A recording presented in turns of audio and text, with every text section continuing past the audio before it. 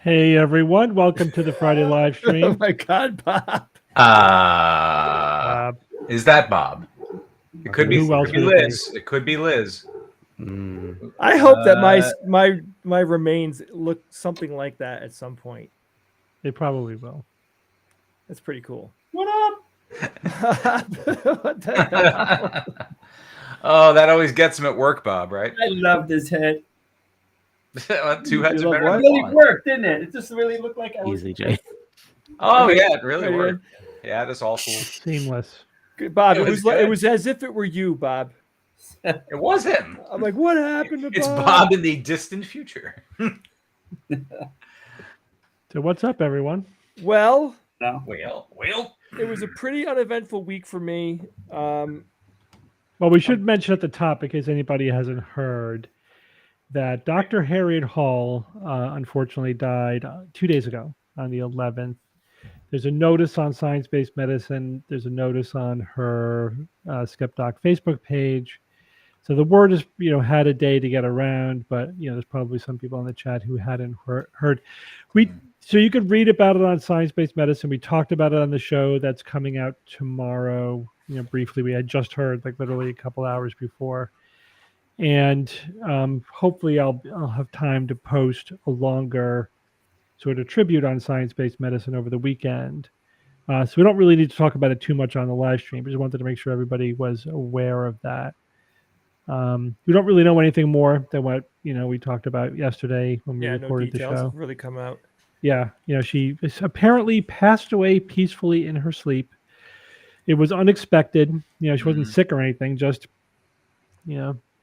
didn't wake up the next morning. All things considered, that's not a bad way to go, man.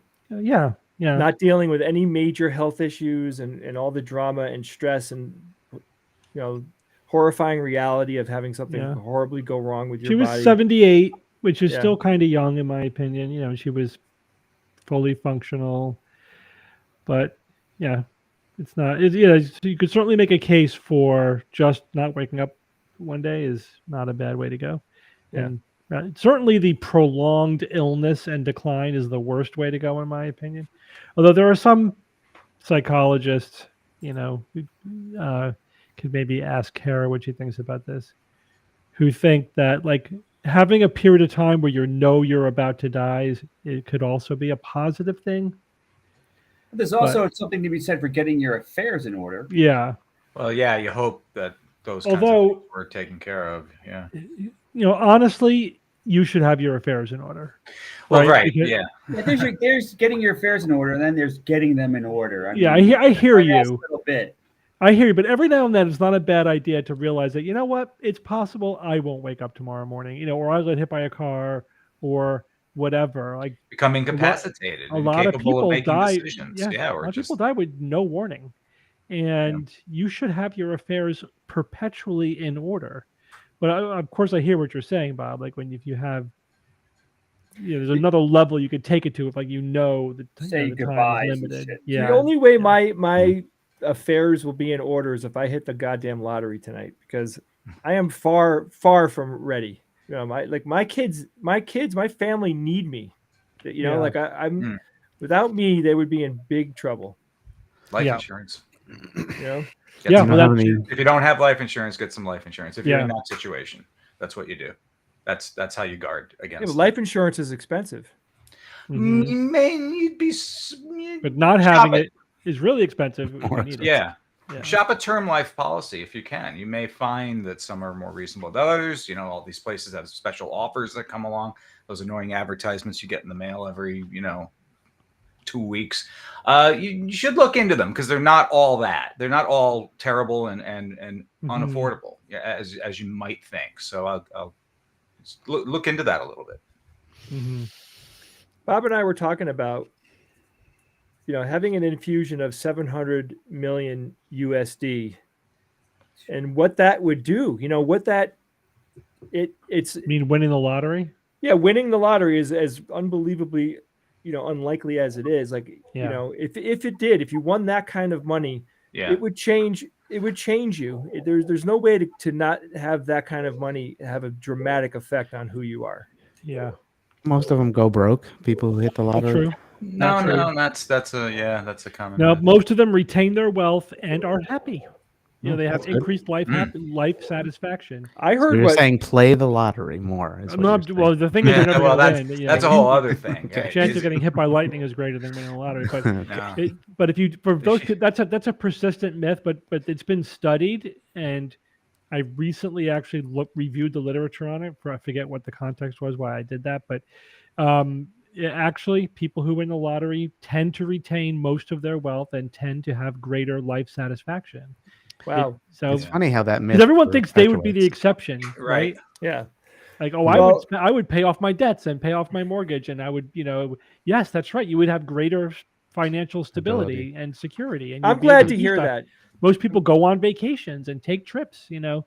Most people don't quit their job though. It depends on how old you are, but. Holy shit! I would quit in a heartbeat. I would. You'd have to. Steve, you got we're warning. You'd quit, Steve. Yeah, but think about it: $700 million. If I hit the lottery, everybody that's involved with this live stream would never have to work another day in their life. Why? There it is on recording. Can't take that back. So legally. But I mean, that kind of money affords you like an unbelievable ability to enrich people that you care about. Yeah. Yes.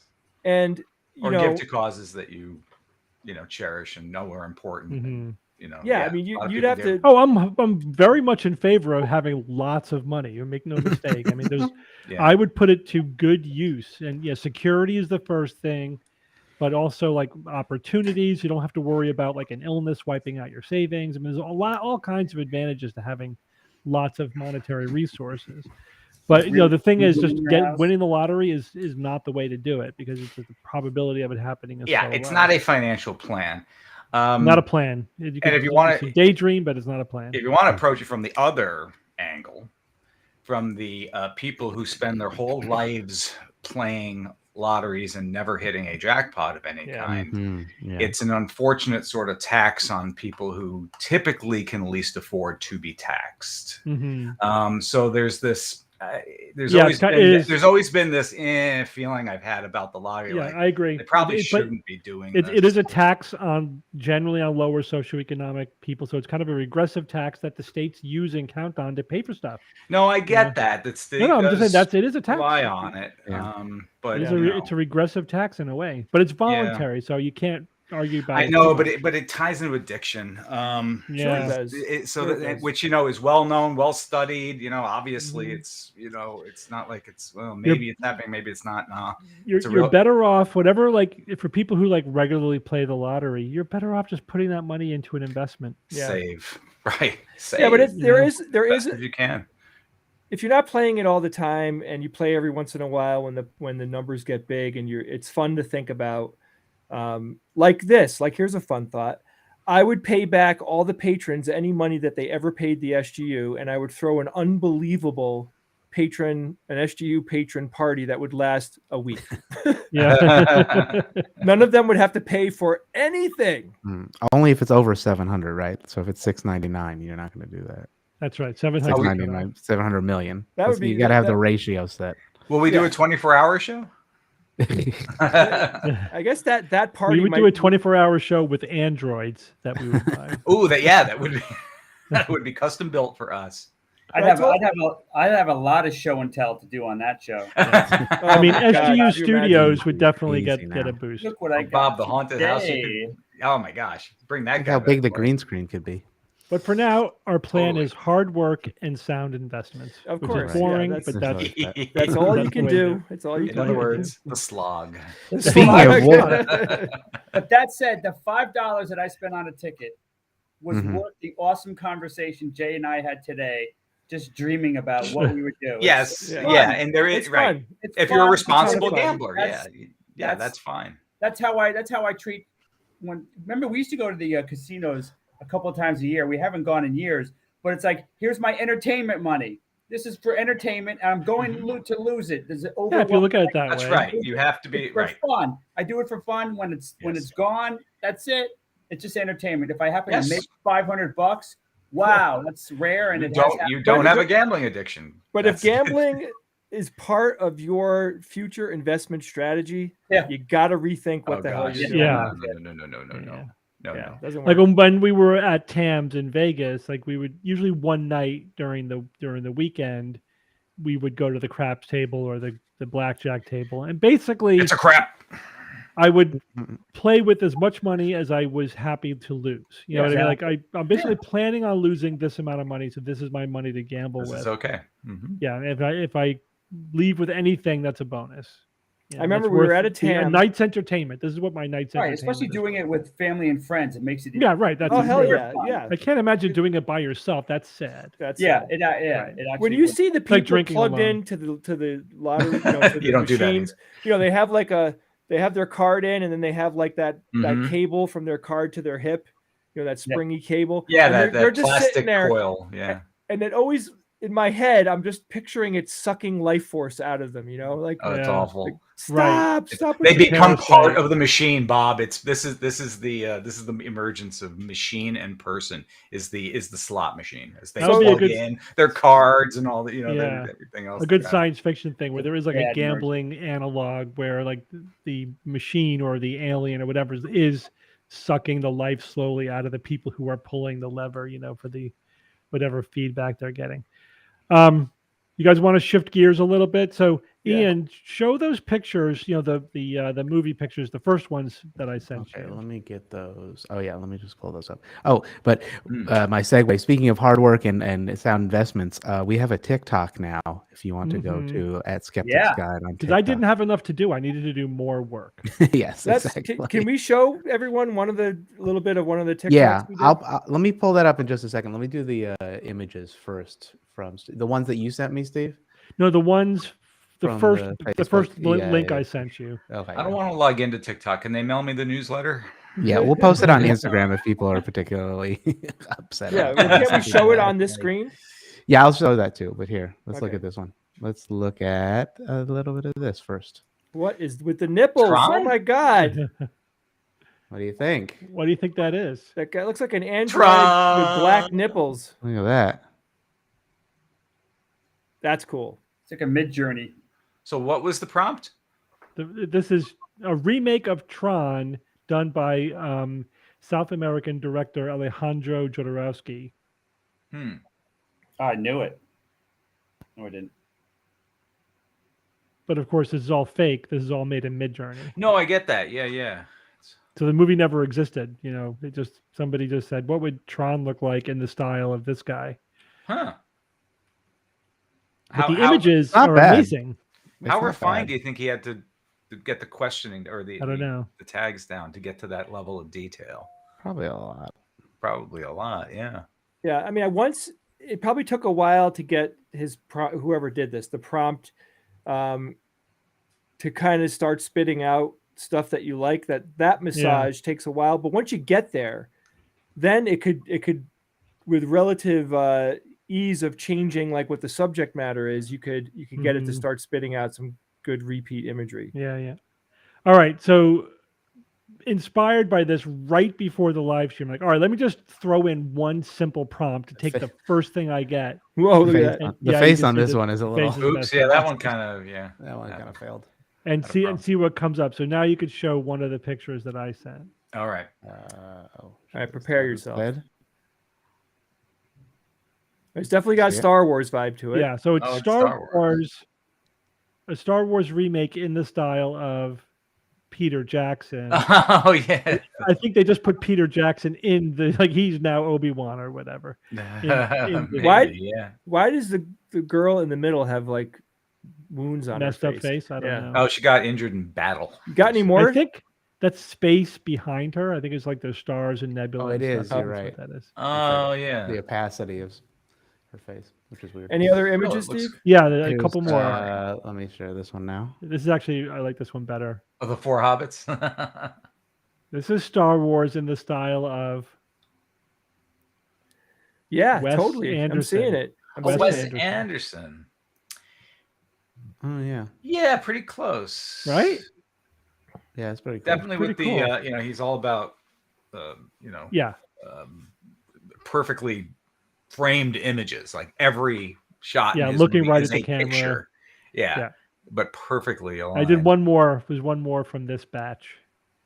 Yeah, that one's pretty good. In what style is that, Steve? That's Wes Anderson Wes as well, Anderson, but that's more of the movie poster approach. That's the boat one that he did. What was the one? Look at the title. What's this? Yeah, you'd have to replace the words. What it says Tess. What language is that? It says Tess. Tess Wanderson. Oh, maybe it's just because. But this took me literally 30 seconds. I just put one quick prompt in, and this is what came out. So you actually invested some time and massaged your prompt. It's actually a pretty interesting line of images to make, where you're sort of imagining the art direction of remakes of movies, in a more modern style or in a specific style. Midjourney continues to blow my mind. Yeah. I've been using it. So I've been running a Call of Cthulhu role-playing game. Mm-hmm. A couple of months ago, a cool idea for a module popped into my head. And of course I get on Midjourney and I just start, making imagery that I was going to use to help enrich the game so people can really see what they're. I mean, long story short, I came up with hundreds of images. All of them are spectacular. Mm-hmm. They're all fantastic. Like I just give it the prompt. I came up with 2 different prompts. One is an environment-based prompt that's really good at making environmental scenes, and another one is good at making people and things. And I use the 2 of them. But I just put in the 1800s after whatever I'm describing, right? I want to see a shopkeeper in the 1800s, and it stylizes it to look like it's from the 1800s, and it works. It's fantastic. As a GM, as someone who's running a tabletop game, Midjourney is your jam. Yeah, it's wonderful. Yeah, a great accessory. Definitely adds, no doubt about it. Yeah, it's no doubt about it. Really good tool. Gosh, we used to have to pay people to do that kind of artwork for us if we were, needed to embellish our campaign or something. We'd pay an artist, whatever, So there are magazines now that are publishing articles written by ChatGPT. Jesus Christ. It's happening. It's happening. As a tabletopper, imagine this. Imagine in a few years somebody uses the ChatGPT engine and Midjourney engine, puts them together, specifically to generate D&D modules. Oh, I imagine right? that's going to happen, isn't right? it? Like it could generate dungeon crawls and characters with a background and artwork and a plot. I mean, it could do all that right now. Somebody just has to put all these pieces together, and you could just instantly generate infinite number of D&D modules. Mm-hmm. Done. Yeah.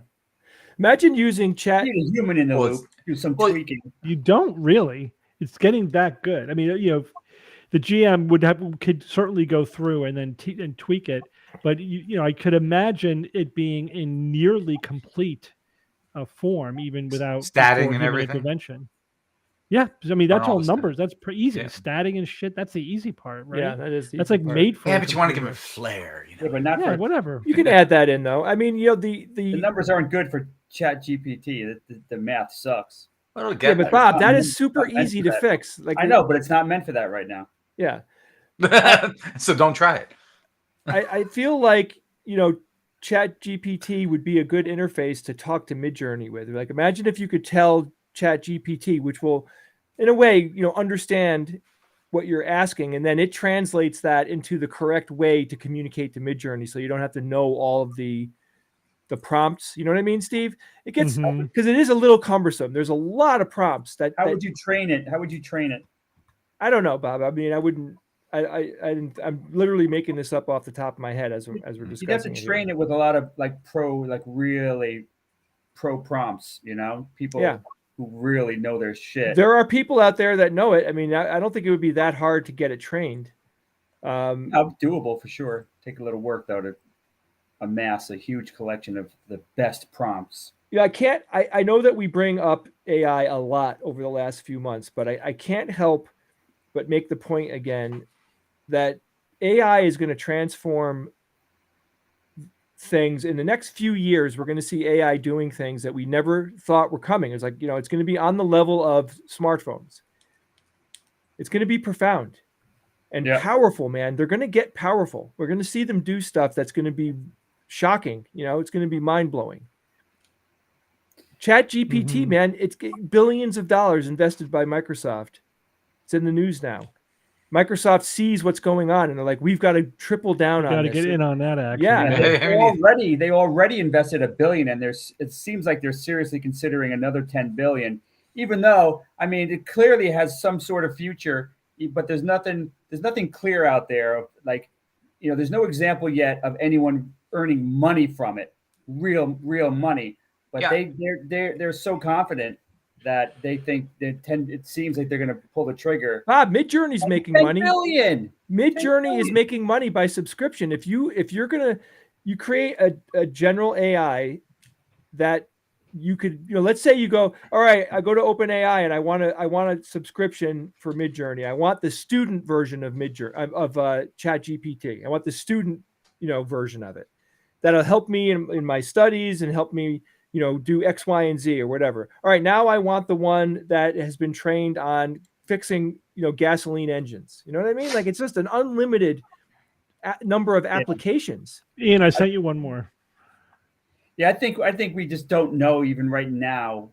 So these applications that are coming down the pike in the next few years. We're just getting a glimpse now. Yeah, we're going to be like, holy crap, we had no idea. Like, wow, I didn't think of that. But I do think the next level is people leveraging this for specific applications.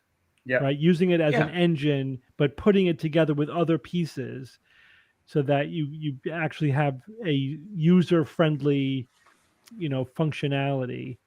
You know what I mean? Like the auto-generating dungeon crawls or illustrating children books. I mean, how freaking easy would that be? I think it's obvious, but it's worth saying. Again, there is nothing special here. This is just really good software. Mm-hmm. It's not conscious. There's no chance that this thing is ever going to morph into, this is just really, really good, highly functioning software.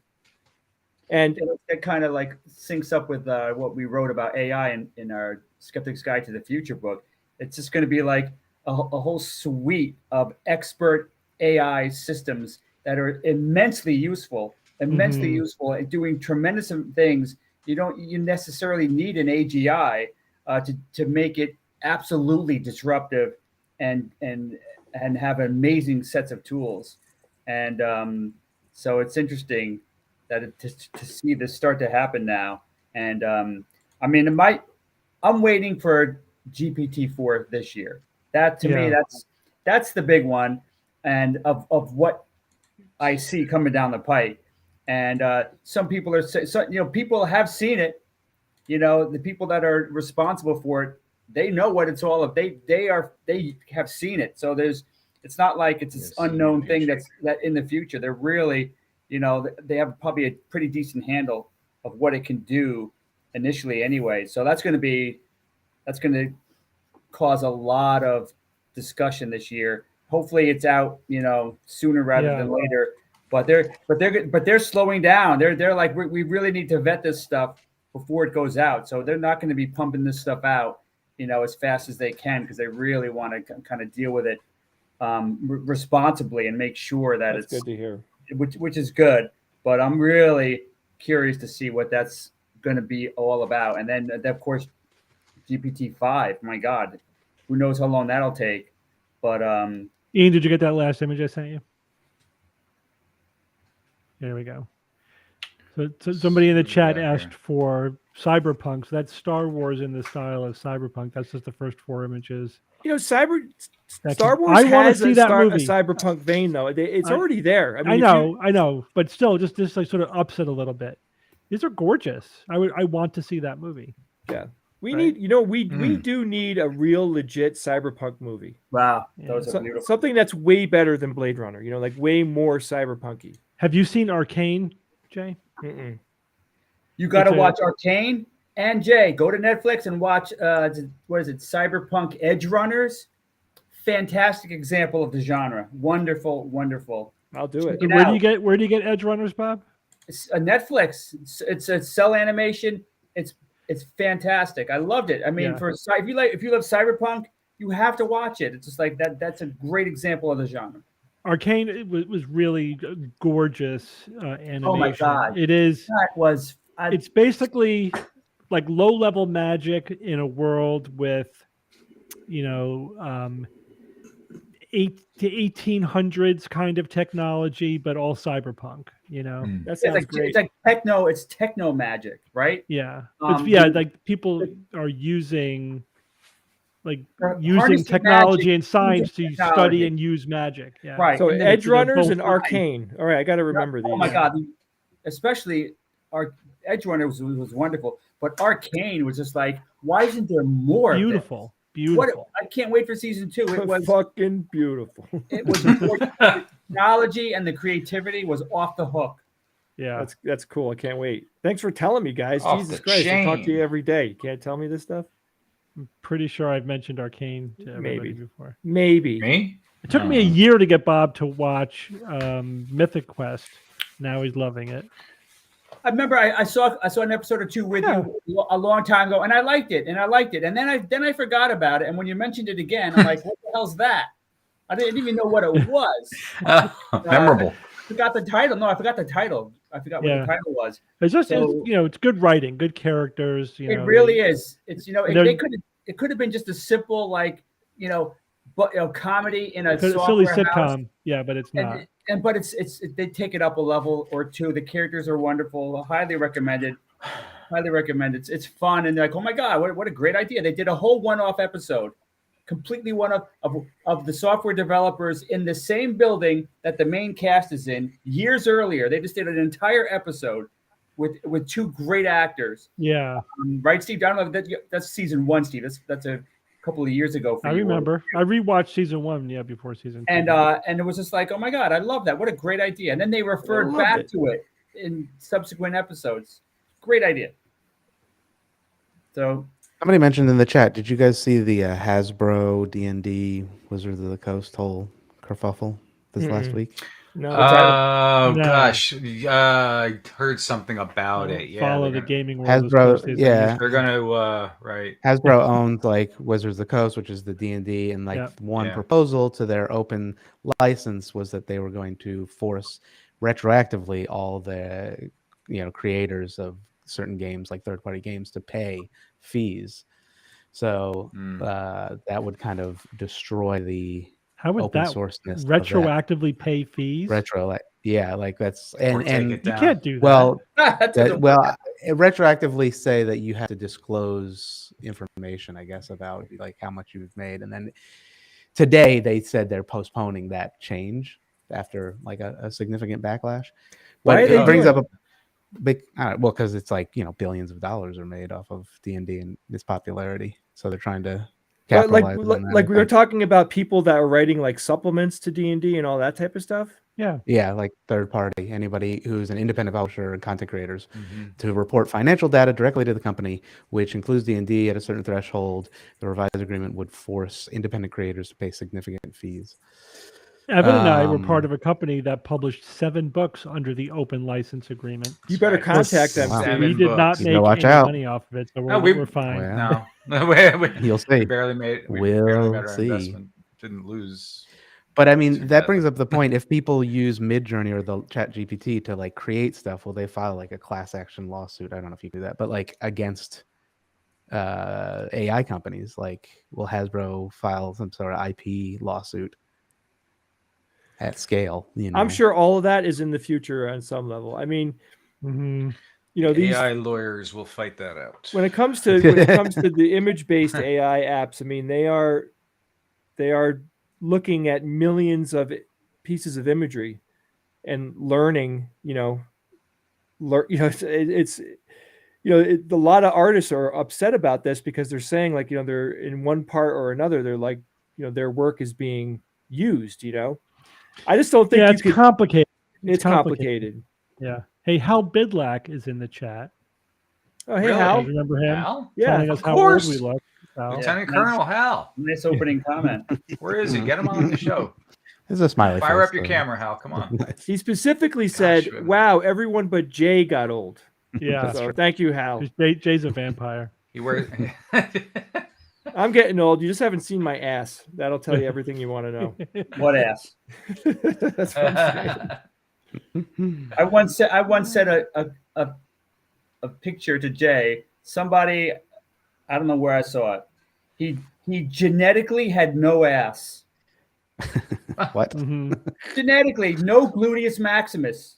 I don't know how he walked, but it was like not there, and it totally reminded me of Jay. So I had to send it to him. Like, do you use your butt for walking? How does that work? Yeah, hell yeah, you use your butt for walking. Oh, I guess your muscles. Oh, the muscle. I see what you're saying. We're not talking about your bunghole. We're talking about the. I was like, what are you talking about? Gluteus maximus. Hal, you tuned in the perfect time. It's been a long time. We haven't seen you, Hal. We haven't seen you in what? Since one of the TAMs. It had to be a decade ago. I mean, God, I can't even remember. We first met you in 2007. I think we saw you maybe a year or two after that. That might have been the last time we actually were in the same space. Mm-hmm. It's too long. I wish TAM was still happening. You know, that's too bad. But last I knew, Hal, you were in Colorado, and we were in Colorado back in 2021. But if we ever get back out there again, we should, try to say hello in person. Well, speaking of being young, here's our TikTok. This was a lot of fun. The trend with the Zoomers. Mm-hmm. We have 3 videos right now. 3 whole TikToks. Wow. We'll be adding more every week. Yeah. We're gonna try. Is there music going on with each of those? Like that's the plan. Yeah, this is the dance one. So let me play that one real quick. I don't think vegetables are great for humans. There we go. If we think about this intuitively, high level, without getting into the science, vegetables. I think we need to get into the science a little bit here. So Carnivore MD is trying to make the point that plants are unhealthy for humans despite all the clinical evidence that we have, because plants evolved poisons to defend themselves. While that may be true, he's forgetting a very important point. We have cultivated those plants that we eat. Almost every single plant that you eat has been cultivated over thousands of years to reduce those very level of poisons. That's why the plants that we cultivate are not bitter. Don't try to go out into the wild and eat wild plants and weeds. They're bitter because we haven't cultivated the poisons out of them. So his ultimate conclusion is completely wrong. There you go. There we go. Yeah, we're fixing the audio. There was I mic'd it the last one, and the first one was just like my phone. Yeah. By the way, and the first those are the first three. Like we really shouldn't even Exactly. post the first three. No, they came out great. They're all right. People like them. Wait, People you can't complain about audio at all on TikTok. I know that's what they tell me. Like, you can't complain about technical quality on TikTok. Okay, that's fine. To a degree. I mean, yeah. Ian, do I need to buy the microphone doohickey or not? Oh yeah, well, let's talk about that. I mean, yeah, so we can get the better thing. But yeah, so go follow us on TikTok. There's a lot of people, and somebody was asking, who are we following? I saw this person on the. Why can I not see? How do you see who you're following? It's Clay and Steel. Anyway, I thought that was appropriate given that that was the watermelon incident, right? With Clay and Steel, right? The swordsmith. Yeah. The press. Yeah, we could try dancing in the later ones. Okay. Yes, sure. I'm going to do a little shuffle as I answer. Or maybe I'll pick up tap the skeptic soft shoe, the skeptic two-step. Hey Hal, if you're still out there, if you want to come on right now to chat with us, we can send you a link. Let us know in the chat if you want us to email you a link. Email us at info. Yeah. Or Sounds email like Jay. he's trying to hook up a camera, so it might not be technically possible this week. No, yeah. But we'll do it in a future time. Okay, if not today. Can you email Jay? Yeah, email me at my. Well, let me see. I think I have your email address. Hold on. Yeah, Jay, as somebody points out in the chat, you have to learn how to do the Wednesday dance exactly. Oh, yeah. Oh, the Wednesday dance with Lurch, right? No, the one from the latest series. I haven't seen that yet. Oh, is it a takeoff on the original Wednesday dance? Not at all. That thing's famous. It is, but hers is even more famous now, I think. It's really, all totally 2023. Totally bizarre and awesome and fantastic. It's awesome. It's pretty good. It was right in the sweet spot, where she choreographed that character, because it was creepy but skillful and awesome all at the same time. You know what I mean? So they really nailed it. Mm-hmm. She's so impressive. Impressive. I sent you his email address, Ian. Yeah, I'll do that. If you want to watch the other TikToks, go to TikTok. Just kidding. Yeah, right. We'll be adding in. I can play them if you want. Every Wednesday. I don't know. Smash those buttons. Should we play them? Smashing? Do you want to play them or no? Subscribe. Yeah, we could. Okay. While we're waiting for Hal, so here I'm sending you the link, Hal.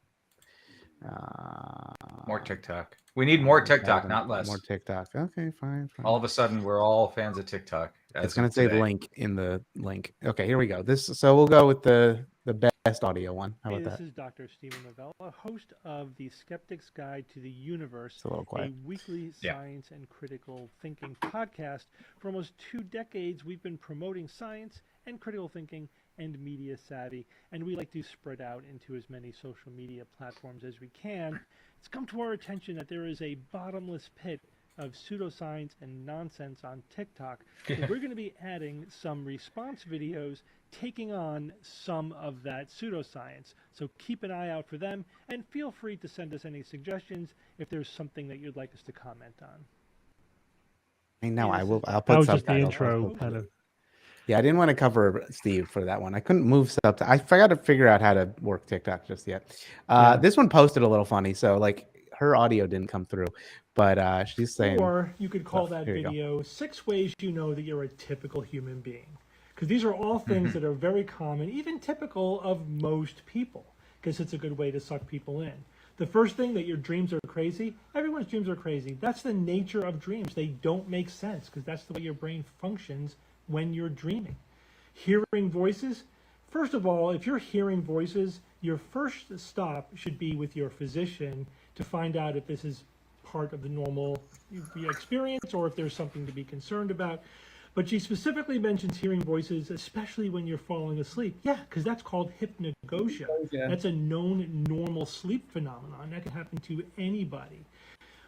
Feeling uncomfortable in crowds. A lot of people feel uncomfortable in crowds. Some people because of anxiety or for other reasons. Again, if it's a debilitating problem, you should seek advice and help over that. But if it's just normal, I feel uncomfortable in crowds, it doesn't mean anything. That could apply to anybody. If you're somebody who your friends go to for advice, good for you. That probably means that you're a thoughtful, respectful person with some life experience and wisdom. And again, no reason to think that because you have some kind of magical psychic ability. Seeing faces when you close your eyes, that's called pareidolia. Everybody sees faces in random visual stimuli. That's, again, just a normal functioning of the brain. And seeing things out of the corner of your eyes, again, everyone has that experience. That's because you're legally blind out of the corner of your eyes. You're barely able to see anything. But your brain is very attentive to anything that's moving or changing because that could represent a threat that you need to pay attention to. So you think you see something out of the corner of your eye, you turn and there's nothing there, normal human experience. There's no reason to think that any of these things are evidence of psychic ability or that you're any different than anybody else. They're normal human function. If you want to hear more of stuff like this, check out the Skeptic's Guide to the Universe podcast. Huzzah. There you go. Right, why is it called the corner of our eye? Do we have a corner? Well, it has like a little corner. It has a meeting spot. I don't know. It's necessarily a corner. I wonder if it has to do with the word cornea. Kind of. No. Okay. Metaphor, but it's we call it peripheral vision. In the periphery. If you wanted to be technical. Yeah. But it's just a saying. What do you call it? Yeah. Colloquialism. Jay, did you watch that TikTok that I sent you? What the hell was that? Oh should my we God. save it for next week to get Steve's reaction, or should we just do it?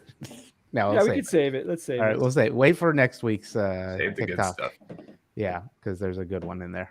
If you find any like really good TikTok videos that you think Steve should take down, email us at info@.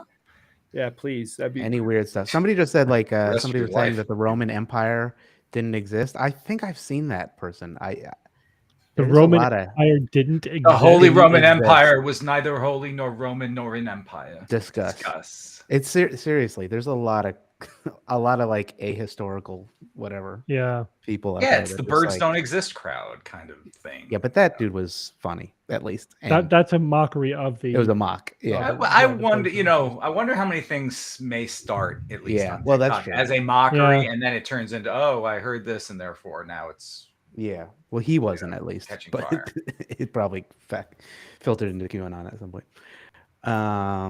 What did the Romans ever do for us? Yeah, right. Oh, yeah. Well, tune in tomorrow's episode. We'll find out. Yeah, with tomorrow. Skeptic's Guide to the Universe releasing tomorrow, and you will find out. He's talking quite a bit about that. By Coinky Dink. Go Winky Dink. So Wednesday is a good TV show. You're saying? Yes. Absolutely. Absolutely. Steve, you concur?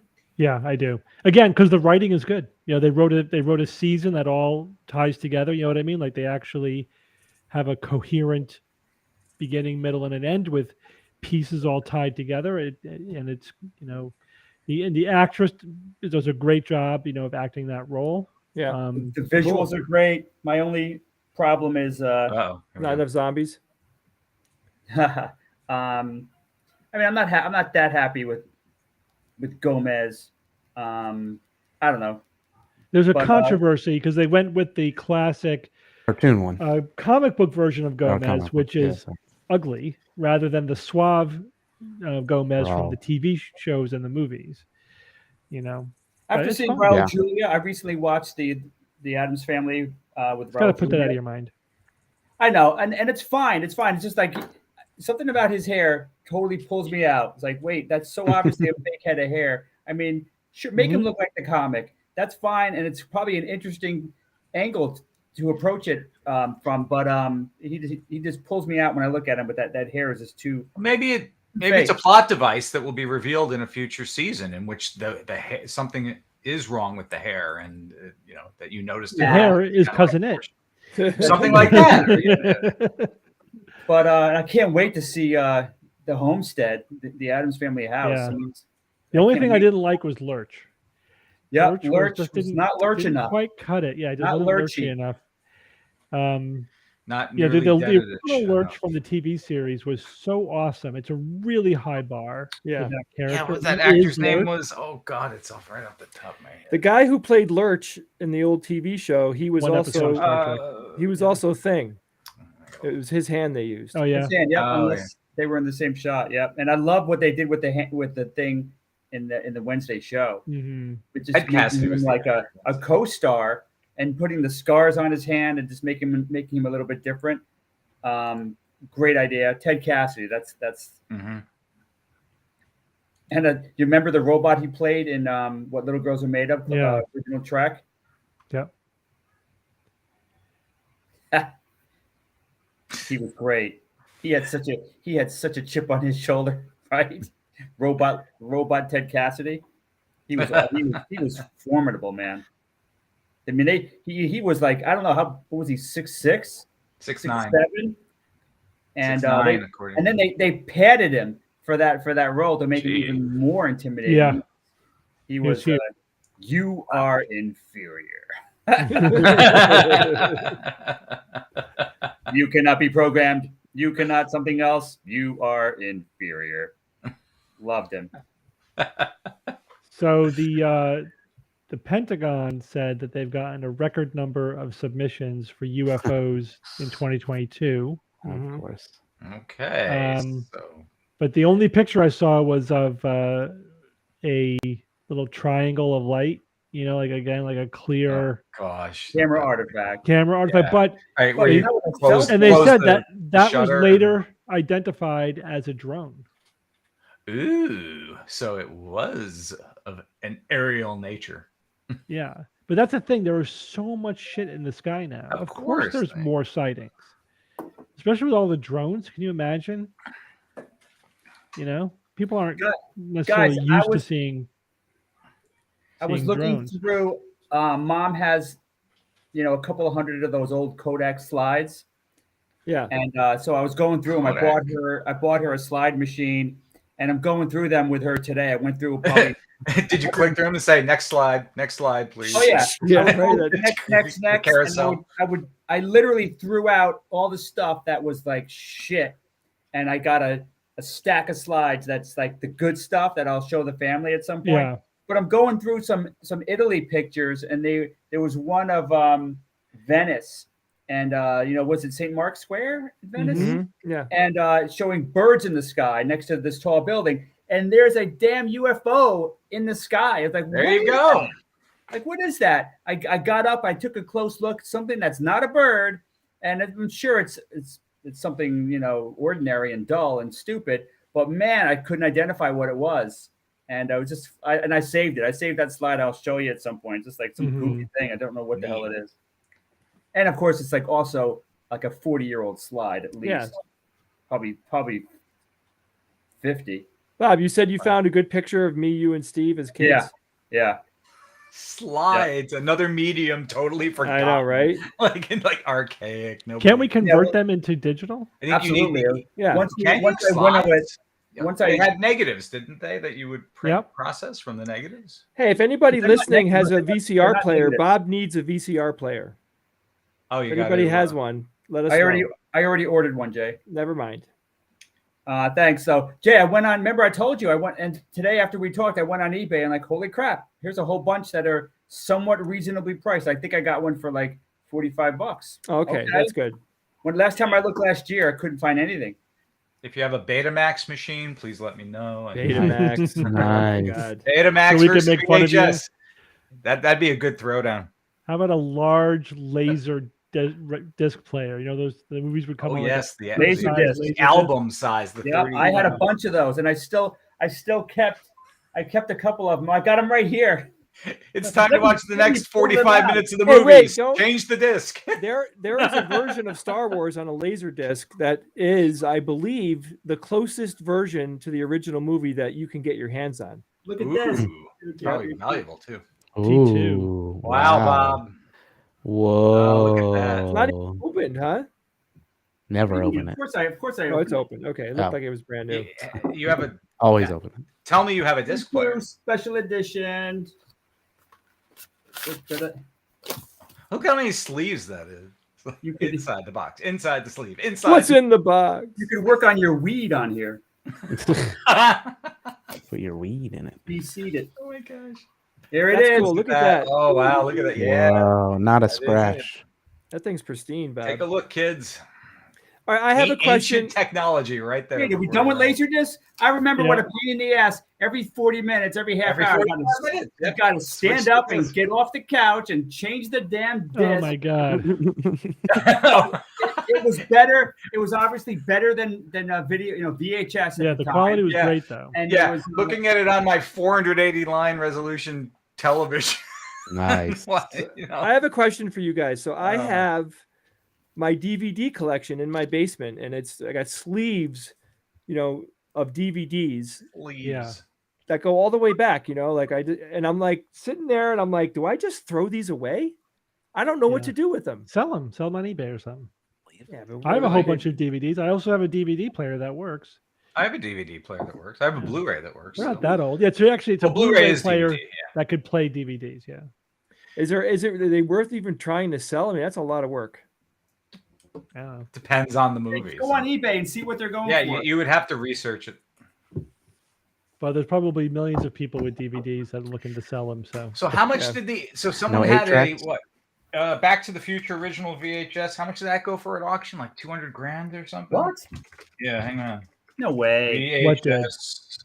VHS auction. I think it went at auction. Why is it $75,000. For what? VHS copy of Back to the Future sells for $75,000. Why? What? Check your clousets. It's last year. Near mint condition 1986 VHS tape. Wow. What, did it have a golden No. ticket inside? What the hell? This I is don't. rare. I This is rare yeah, now. suppose apparently, it's supply and demand. I guess is what drives that. There's It's a few. VHS There's with not one sheet hardly tape. any of them, and someone Sure. really wants. Yeah, it. because they take up a lot of space. They don't age well if you put them in cold storage. Oh yeah, it's terrible. So probably a lot of them. Yeah, we had a Gotta huge, bake 'em. a huge collection of VHS, and they're all gone. You don't have 'em. Gone. I gone the have way. like a dozen or so left over that the label was intriguing and like, well, what the hell's that, man? Especially ones that say family or pornos. Yeah. I saved those so I could see what the hell's going on. Wait, it says Hey. family or porn on the disc. So Why do you think? Why do you think Bob bought the VHS player? You guys want to take some questions? Yeah, sure. Yes. Yeah, I can take a few. Hal is trying to join, but Oh, okay, I think yeah. their computer Keep is going. being a little funky. You guys wanna- Yep, it doesn't happen Okay, today. let me. Yeah, we let can do me it next go- week if it doesn't that's happen true. today. Certainly. We got some live stream questions. Remember, you can post them into the Discord. I know we didn't get to questions last time. So somebody said, who won in D&D recently? That's from last week. Who won? One. Who won in quotes in D&D recently? I think I amongst haven't y'all. played D&D in a while. You long don't time. win when you play D&D. It's not. No, Well, you only You lose. can. So everyone won because we all had fun. That's, Oh, that's fun. There were no winners or losers. Is Geo always as well dressed as he seems, or does he Yes. ever Yes, he is. Pretty disrobe? much. He disrobes, I mean, but- it is, but- in all the I usually traveling stay we've with done him. with him and everything, So maybe there was like one time I saw him in casual clothes. I mean, when we Mhm. are when we were away, he's always dressed well. Always. Even on the airplane. Yeah. Yep. Which I've seen him in his skivvies. So how about that? No big deal. So We're recording new episodes of Alpha Quadrant 6 on Tuesday. that's true. And we'll stream it on Yeah. Twitch, Ooh. everybody. So go there. And Hey, probably guys. elsewhere, too. yes. This is the only Oh. other laser disc that I have. Oh, Yeah. right, Of course, back to Nightmare Before Christmas. Here's one of the discs, and look at this. I forgot this was inside. Look what was inside. the book. Oh, wow. Nice. Well, I'd love to see that. That's a very nice. Wow, Bob, do you have any books on tape on 8-track? Yeah. Books on tape on it. Did they have audiobooks on 8-track? That wasn't really That's a a thing that I good question. remember. Oh, Books. I just heard a little blow up. Hal, I think, just joined us. Let's see if we can get Hal in. Hal's gonna get out all his laser discs. Hal Hal. Bidlack. There he is. Oh my God! Hal's gonna get out all his lasers. Stop the stream if you can. Hang on, I've got to mute. Yeah, let me mute just you, Hal. pause Hal your will be there stream. for a second. He's listening to the radio while calling in. Here we go. We'll take another question while we're doing that. Let's see. I believe a show in Chicago was teased about the SGU recently, on the SGU episode recently. How seriously is Chicago being considered? Yeah, we're looking to book a extravaganza in Chicago. Very seriously. Very serious. We're waiting to make it for our touring company to book a weekend. All right, Hal is back. Here we go. How about now? There we go. How you doing, Hal? Hello. Hello, old friends. It's been a long time. Wow, How has it been a you long look time? so young. Do you bathe in blood? How do you do it? I have a deal with Satan. He doesn't mess with me. I don't mess with him. All right, hook me up. I gotta renew my deal with Satan then. I gotta come better deal. Well, when you portray a 260-year-old guy a lot of time, it works well. So what have you been doing in the past, say, I don't know, 10 years? All right, let's go. So back on January 1st, 2013. Yeah. Well, I have since we've talked, I have kind of, as you obviously know, stepped back from the skeptic world a little bit. Yeah. I did get down to Mr. Randy's 90th birthday party. Special. And I spent some time with him, and then actually he and I and Jose spent some time in video chats. By that time, of course, he was more listening and enjoying being reminded of past glories than doing a lot of talking. But I spent 8 of these 10 years as a high school football referee, which I left last year after getting really tired of parents and coaches screaming at me. Mm-hmm. Rules they did not understand. And gosh. I tell you, if you want to see an interesting dark side of humanity, referee football. Oh no. And I tell you, if my son, when he played, if I had yelled the things that were yelled at me, he'd have been so mortified. But now it's just a very normal part of the game, I'm afraid. Oh my gosh. And so I did that for 8 years until I couldn't take it anymore. Was it a license for parents to behave badly? It is, and coaches. And part of the problem is that they understand, they think the rules for pro football. And there's a lot of differences in high school, many of them based around safety. Sure, Mhm. of course. And so people would be screaming, that pass was uncatchable, which matters not one bit in high school football. Missed the guy by 50 yards, it's still pass interference. So it's, but I've also been, I'm a political columnist twice a week for a thing called Colorado Politics, which is it's a 140-year-old newspaper that is now an online entity, kind of an inside the baseball Cook's Report kind of a publication. And I'm spent a lot of time making sawdust at my wood shop and selling things on Etsy. Awesome. Oh, you have a What kind of store on things do you Etsy. make? I gotta look at that. What are you making? Bowls and more. It's kind of funny because I'm not without skill and I make beautiful pens and bowls, but what sell now are horse jumps that my daughter has me make. Wow. So I bolt 2x4s together, carve a couple of things, and sell them for $100 instead of making a beautiful pen that nobody wants. Mhm. Wow. What kind of tools do you have in your wood shop? My primary tool is a shopsmith, which is a multi-tool. It's a lathe, a table saw, a bandsaw. It's an amazing machine. Been around for about 60 years. I'm living out of one side of my garage, but I've got most of the tools I can fit in there, and that my wife is willing. I last week bought my first CNC machine, which I Oh, those are awesome. well, I'm in the process of trying to learn. I discovered you because I was looking up something about software that I didn't understand, and it said you guys were broadcasting, and I was surprised to find that everybody but Jay was still alive. So, but you guys were always such a bright spot for me at TAM, and thanks, I was man. always honored to be included in your stuff. Oh gosh. Yeah, Hal- those are fun days. Yeah, I know. I think To be about them missed. all the time. Yeah. Yeah, I've got Yeah, a lot of great memories of TAM and a lot of great memories with you at TAM, Hal. Well, it was a remarkable experience, and I certainly enjoyed it. And you look at the doors it opened for me; it's fascinating. It's a remarkable experience, and I think we're all lucky to have known Mr. Randi. Oh yeah, and absolutely. That's something that the rest of our lives we're going to be.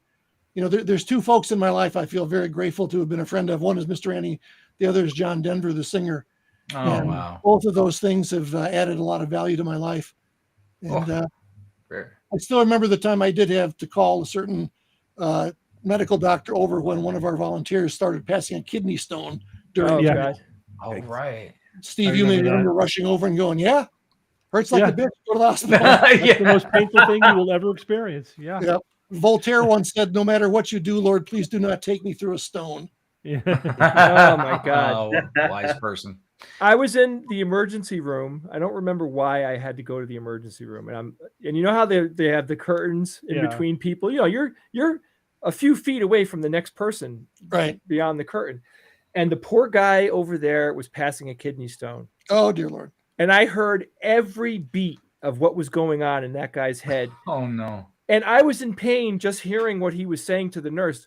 He was pleading with the nurse, basically like, "Can you help me? Is there anything you could do? Oh my God. Oh God." Like every breath, the guy was freaking out. Then he would get a moment of no pain.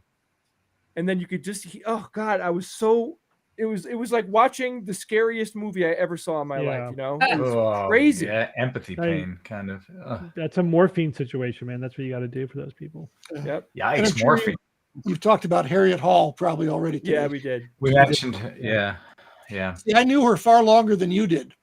Because when I was a second lieutenant at F.E. Warren Air Force Base as one of the ICBM launch officers, I was a finger on the button guy. Oh, wow. I had to go get my flight physical from the flight surgeon, which turned out to be Lieutenant Colonel Harriet Hall. Oh, you got to be kidding. That's right. Oh my gosh, small world. Yeah, and so she got to know me in a way that few others have.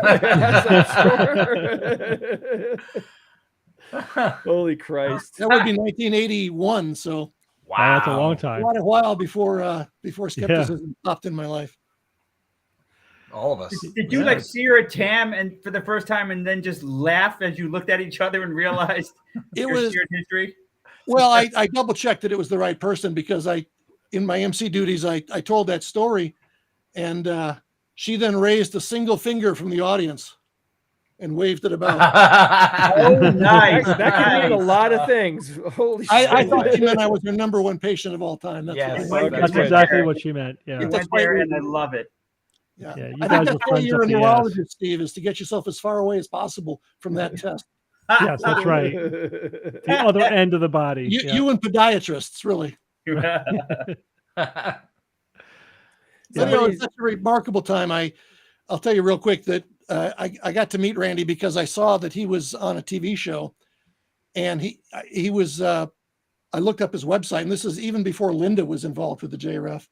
And he was in Pueblo, Colorado, and then was going to give a talk in 2 days in Fort Collins, in the Air Force Academy in Colorado Springs, is smack in the middle.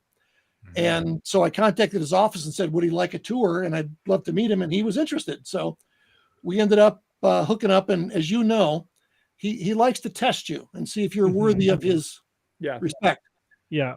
I think it was March, and I had a golf cart. I was driving him around the academy, and he noticed in a shaded area there were 2 strips of ice the width of golf cart tires apart. He said, "So what do you think might have caused that?" And I thought, well, I suspect when it snowed, a golf cart ran there, compressed it, made it more dense, so it's melting more slowly than snow would melt. And he said, "All right then." And I think that's when I passed the Randi. The next 20 years was all gravy after that. I remember when we went to MIT, we hosted Randi to give a talk at MIT, and we didn't know Randi at this point, not. Oh, okay. Well, he'd spoken, I think, a couple times with us. Yeah, we didn't really know him though, but we had dinner. Barely like knew who we were the at TAM that years, point. not like the TAM years. No. I remember having dinner, and like at one point, sitting next to Randi, and it's pretty amazing. Like when he focuses attention at you, it's not intimidation. Like you really feel like he's listening to you. Mm-hmm. He wasn't an intimidating person, but there was something intimidating about like him paying attention to you. You know what I mean? I don't know how to describe it. Like, I just remember like being, oh my God, like he's really listening to what I'm saying and he's really considering what I'm saying. Like, I'm not just some gnat on the wall, you know, like Randi really did that. He gave people time and he listened. He definitely, you know, you got to actually talk to him. Yeah, he's such a remarkable fellow. And now that he's gone, I can tell a story that when you visited, do you guys have a chance to visit him in Fort Lauderdale at the JRF? Okay, yeah, we did a couple of times. So I'm sure he showed you his Houdini mask. I don't remember if we saw that. It almost looks like a life mask or a death mask of Houdini. Oh yeah, okay. And he had this story about how he had gotten the only copy in the world of this remarkable artifact, which, as you know, Houdini was Randi's great hero in magic and in skepticism. Mm-hmm. And some years later, I found myself in the home of a magician out of Vegas who's about 6'5" and talks a lot more than his partner. Mm-hmm. Mm-hmm. And noticed that he had one. And so I asked him how this had come across. And basically, he had burglarized Randi's house. Oh my God! When he was out of town, or had it done, I don't remember all the exact details, but had about 20 copies made, and had them placed around different places. Never telling Randi he did. Oh my gosh! It was part of a larger. It was part of, and I think he was secretly hoping someday Randi would visit his house and say, "How'd you get that?" Whether that occurred, I don't know. Oh my gosh! But that is very typical of both gentlemen. Yeah, right. Yeah, I was preparing for some later prestige, you know, reveal. Yeah. Setting it up. Set it up. Absolutely. All right. Should we take more questions? Yeah, let's take some more questions. You can ask Hal questions if you want. Yeah. I can make a pause. I'm a doctor too. I'm just not the kind that can actually help you. Yeah. One of those doctors. Let's see. Let's go through this. What do you think of the goals of Neuralink? Do they seem overhyped or are they reasonable? Yes. There you go. Next question. Very good. I mean, it's the big, 64,000 foot view is, are we going to develop the technology to interface with, brains and computers, basically BMI, brain machine interface, and then all the stuff that flows from that? Yeah, we're doing it. That is not overhyped. That is going to be absolutely profound. But Neuralink doesn't have any short track to that. You know what I mean? It's just, it's like he's going to invest in developing that technology. Okay, a lot of other people are doing it too. I don't know if they, are making any progress beyond the research that's already being done. If he wants to dump a lot of money into developing that technology, fine. It's going to take a long time. There's a lot of technological hurdles that need to be overcome. It's not the kind of thing that you could just make happen in 6 months or a year. You know what I mean?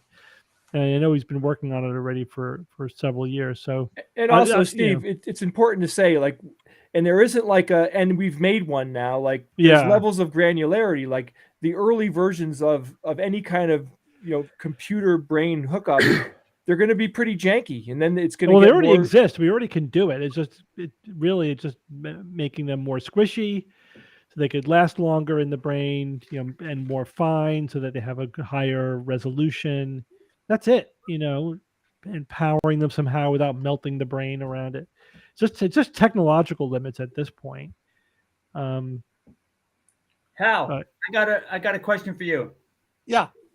I want you to get up and show us your favorite thing on the bookshelf behind you.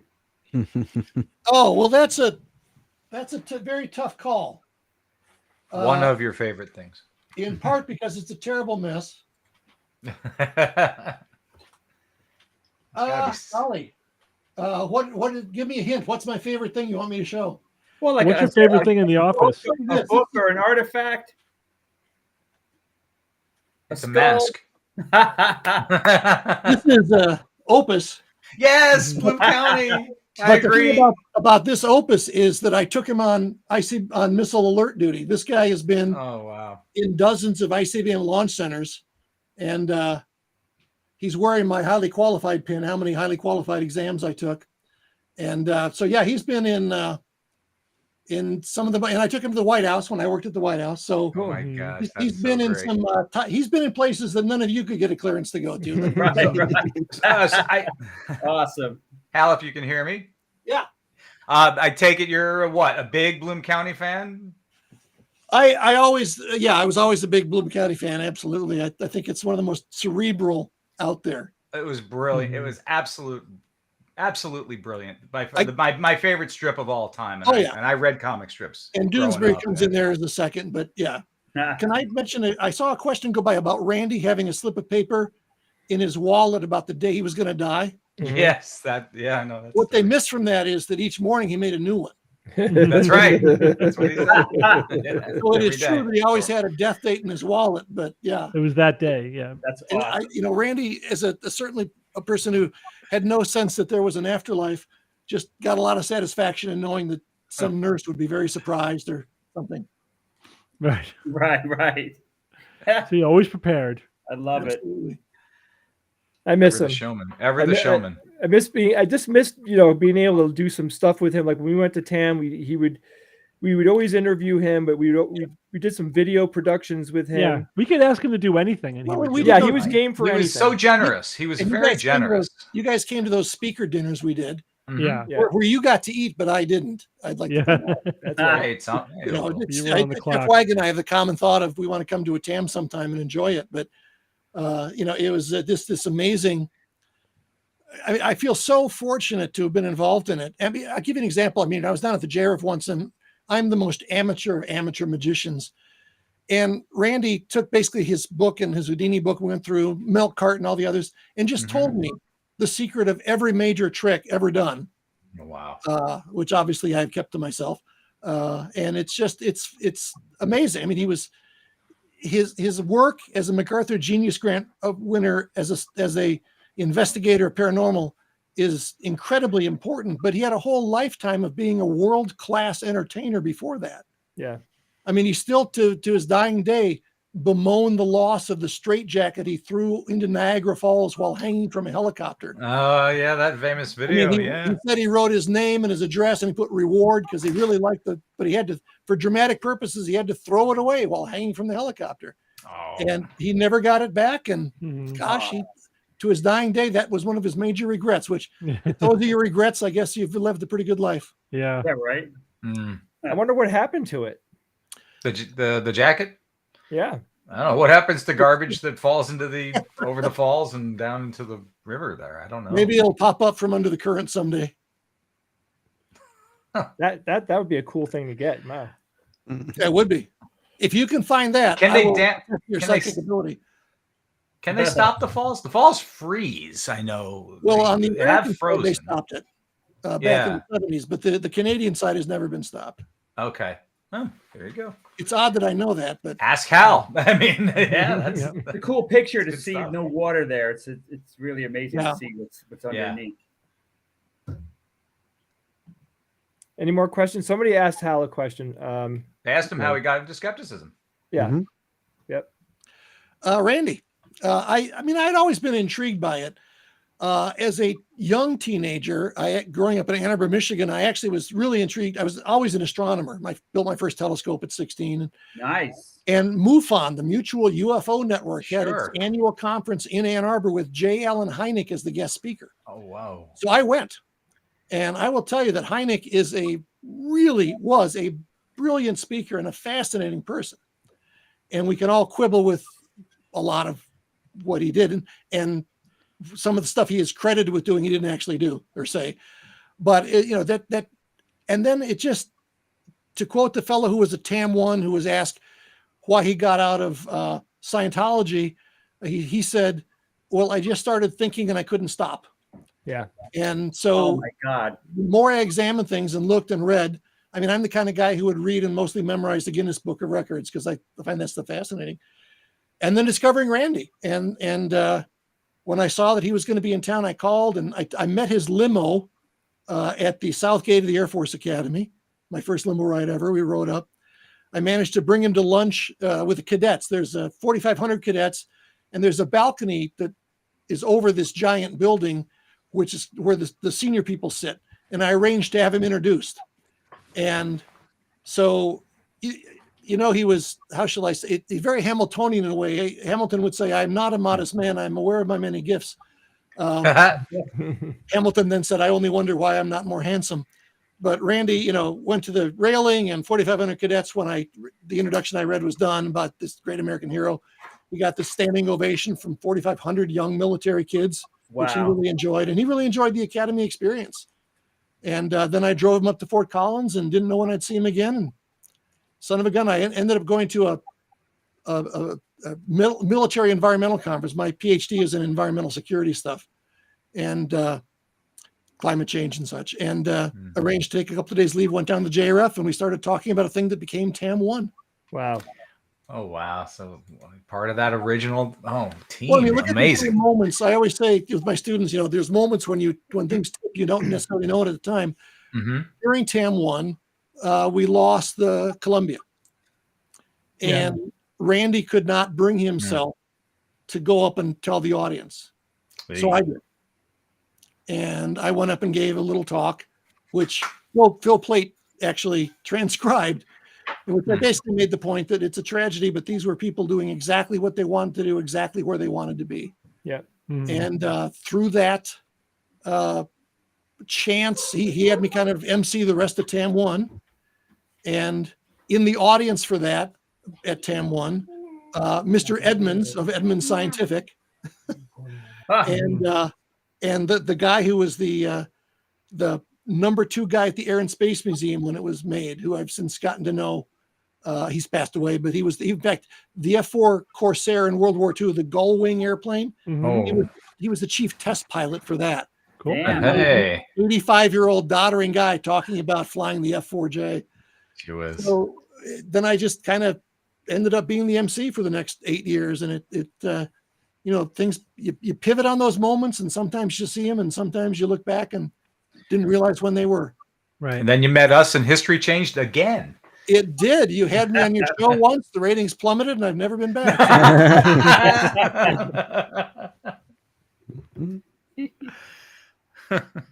All right. Maybe one more question. What do you think? So here's one. Great to see you guys, and you guys have my email. Let's stay in touch, and if I can absolutely ever be of service to you guys, I'm happy to do it, because I think what you do is some of the most important work in this area in the world today, and I really appreciate your hard work. That's high praise. And Thank your you, wit Hal. and your unceasing flattery of me. Yeah. No doubt about that.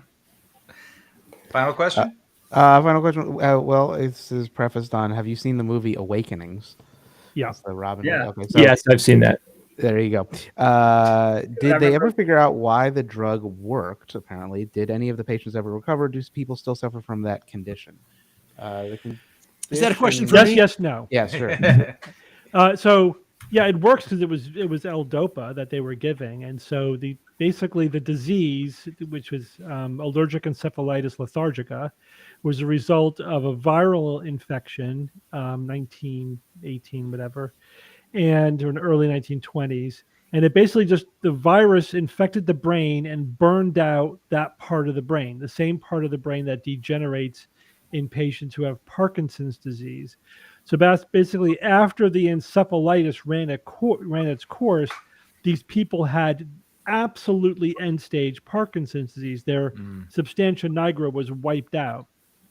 It was so bad that they were basically in a coma, right? But it was a weird kind of coma. I mean, their cortex worked. They just couldn't activate it. Like, they couldn't initiate anything, right? Because that part of the brain is necessary to initiate any movement. So when they gave these patients L-Dopa, the last few dopamine neurons that were in the substantia nigra were able to secrete that, and they had their awakening. But it was temporary because doing that burned out their last few neurons, and so then they went back into their coma.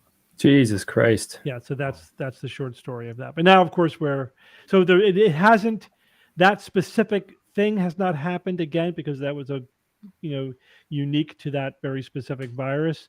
But there are similar situations.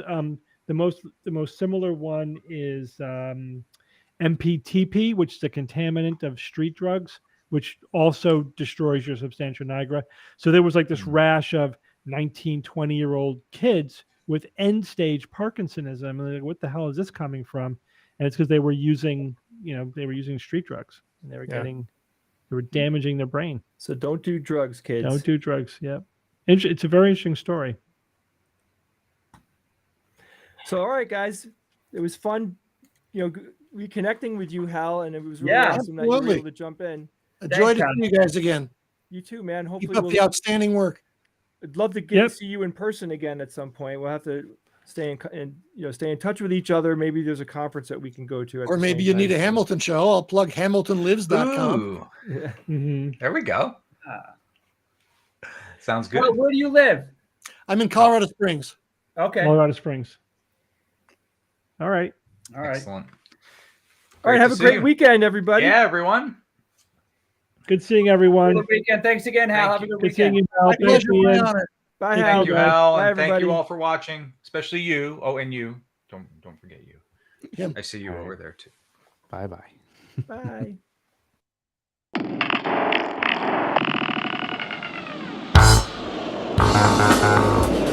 Skeptic's Guide to the Universe is produced by SGU Productions, dedicated to promoting science and critical thinking. For more information, visit us at theskepticsguide.org. Send your questions to info@theskepticsguide.org. And if you would like to support the show and all the work that we do, go to patreon.com/skepticsguide and consider becoming a patron and becoming part of the SGU community. Our listeners and supporters are what make SGU possible.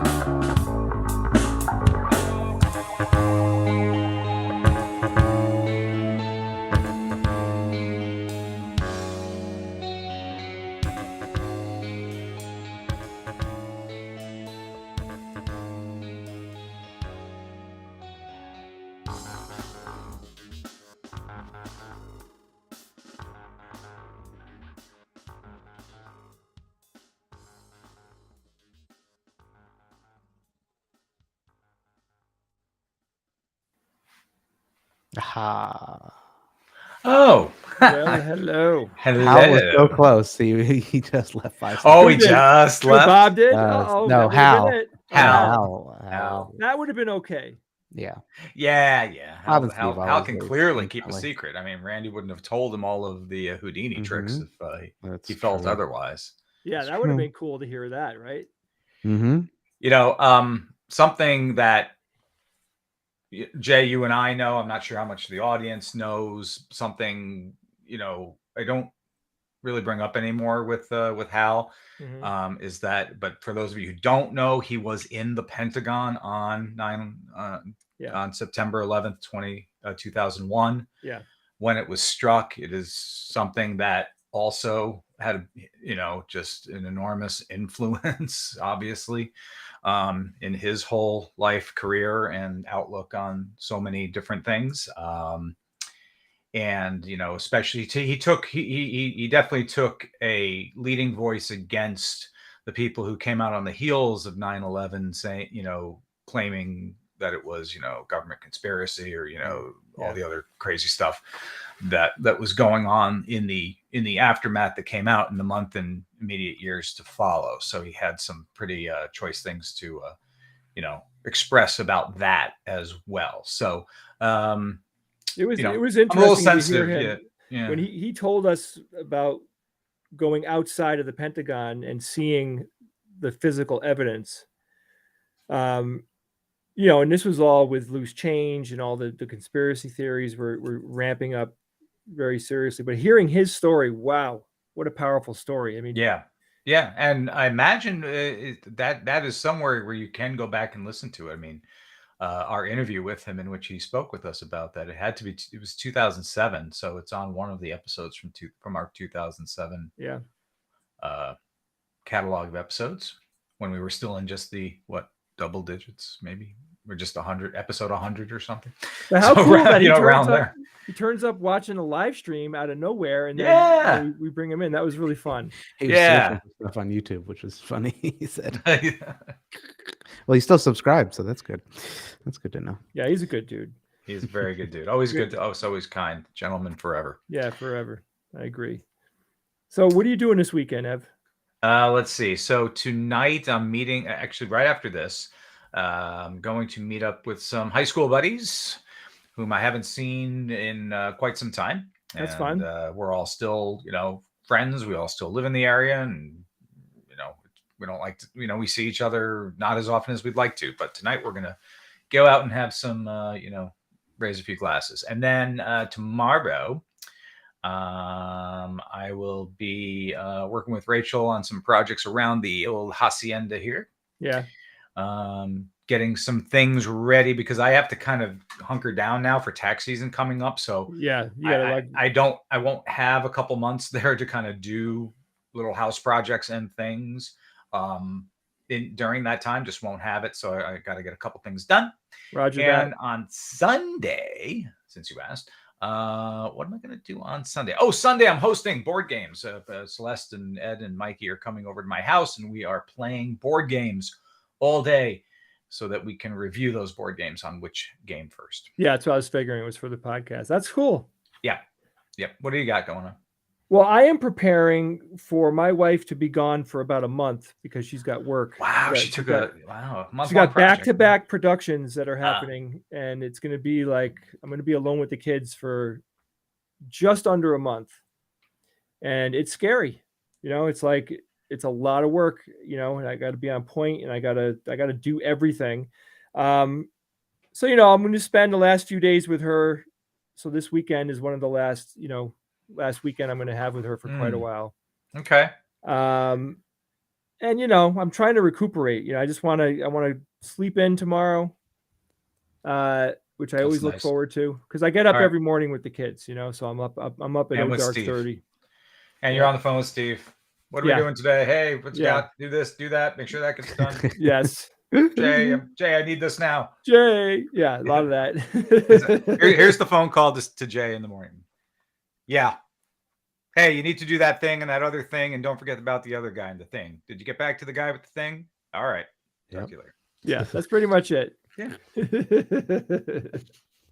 you go. Recreation. A dramatic recreation. I got a game day tomorrow. We're gonna play Savage Lands. We have a game in ancient Greece. It's really cool. Nice. Speaking of games, did you see the little chat from Scott asking if he wants to make an architect mission on City of Heroes based on you guys, and he needs your express written permission, if that's okay. An architect mission. Well, email us and tell us all about the details. I want to hear more about it. Yeah, that'd be cool. So I said info at. There you go. Make us all arch villains. You have to fight each five of us in a different room. Arch villain's the hardest type of. With it. Archvillain's the hardest type of monster to defeat in City of Heroes. In City of Heroes, or giant monsters. There's also a category called giant monsters, which are very you have to get the whole server, a team of people playing to take down. Yeah. Yeah, that's true. You need more people than your group. Yeah, so I guess they were the toughest. Yeah. Well, Evan, have a wonderful weekend. Well, you as well, Jay, and keep in touch. And we got another show to record next week, as we do every week. And hopefully some news we'll be able to talk about, I hope soon, about some other things going on later on in the calendar year. But we're percolating 2023, so we'll have more announcements coming up on what we're doing. And follow us on TikTok. Go to TikTok. Yeah, please TikTok, do support us there. We're gonna be pumping out new episodes. I want to do about 5 a week. Yeah, at least. Yeah, and especially if you find something that's really beyond the pale pseudoscience wise, which it's rampant. Seems like on TikTok. Yeah, you may have to dig deep to find something cranky on TikTok going on. About 12 seconds. Yeah. 1, 2, 3. There it is. Virtually every time I'm on there, it's something else. Drink from the fire hose, right? Yeah. Exactly. All right. Bye, all. Have a great weekend. Everyone. Bye, Ian. Thank you. Bye. Thank Ian. you. So long, friend. So long. You're a good man, Ian. No, stop. And I know it. This is why I toggled you off first. Just cut this shit. All right. I don't need this crap from you. Goodbye. Bye.